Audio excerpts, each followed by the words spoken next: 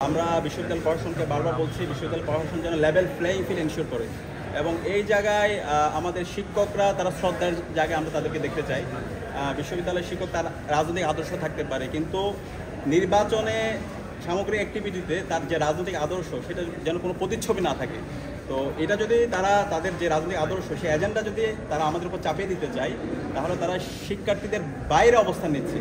তো আমরা আশা করব আমাদের শিক্ষকরা দায়িত্বশীল আচরণ করবে এবং এর মধ্যেও আমরা দেখতে পাচ্ছি কিছু আচরণবিধি লঙ্ঘন। আমাদের বন্ধুবন্ধু ছাত্র সংগঠন আমরা তাদের সবাইকে অনুরোধ করবো আমরা যেন দায়িত্বশীল আচরণ করি এবং আমরা দেখতে পেয়েছি একদিন বর্ধিত করা হয়েছিল।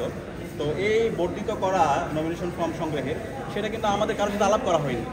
তো এই ধরনের যে বড় বড় সিদ্ধান্ত অংশীজনদের সাথে আলাপ করা ছাড়া এই ধরনের সিদ্ধান্ত নেওয়া এটা আমাদের একটা আস্থাহীনতা তৈরি করছে। গার্ডিয়ান লাউঞ্জের মাধ্যমে তারা ওইখানে গার্ডিয়ানরা থাকতে পারবে, বসতে পারবে এবং তাদের যে হচ্ছে ছাত্রীদের সাথে তারা কথা বলতে পারবে এবং এর পাশাপাশি আমাদের ছাত্রীবন্ধুদের ওইখানে আমাদের তাদের জন্য ইমার্জেন্সি যে মেডিকেল সার্ভিস এবং আমাদের যে মেডিকেল হসপিটাল আছে সেখানে যে পরিমাণ পর্যাপ্ত মেডিকেল ট্রিটমেন্ট তাদের জন্য ব্যবস্থা করা দরকার সে জায়গায় আমরা গ্যাপ দেখতে পেয়েছি। তো আমরা যদি নির্বাচিত হয়ে আসি ইনশাল্লাহ আমাদের পুরো মেডিকেল সেন্টারে সেখানে আমাদের ছাত্রীবন্ধুদের ট্রিটমেন্ট এবং তাদের যা যা লাগে সেগুলো আমরা ব্যবস্থা করবো ইনশাল্লাহ।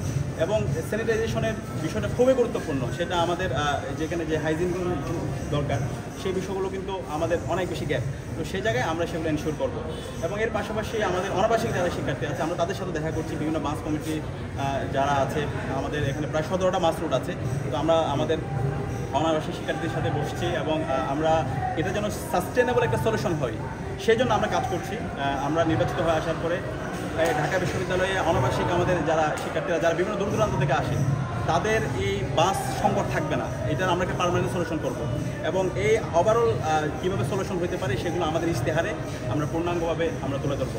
পাশাপাশি ঢাকা ইউনিভার্সিটির এই যে এখানে আমরা দেখতে পাই অনেক ঘুরে বিশ্ববিদ্যালয় ক্যাম্পাস অনেক ক্ষেত্রে অনিরাপদ হয়ে ওঠে। তো এই বিশ্ববিদ্যালয় ক্যাম্পাসকে ক্লিন অ্যান্ড গ্রিন রাখা পাশাপাশি সেফটি ইনশিওর করা, সেই সেফটি ইনশিওর করার জন্য আমরা একটা রুটম্যাপ সাজাচ্ছি এবং আমরা নির্বাচিত হওয়ার পরে ইনশাআল্লাহ এই ঢাকা বিশ্ববিদ্যালয় সবার জন্য নিরাপদ একটা ক্যাম্পাস হবে এবং আমাদের ছাত্রীবন্ধুদের জন্য সবচেয়ে বেশি নিরাপদ ক্যাম্পাস হবে এবং সব মিলিয়ে আমাদের অ্যাক্টিভিটি আমাদের তফসিল আমাদের ইশতেহার সব কিছুই ইশতেহারে আমরা পরিপূর্ণভাবে আমাদের রুটম্যাপ এবং সব কিছু আলোচনা করব।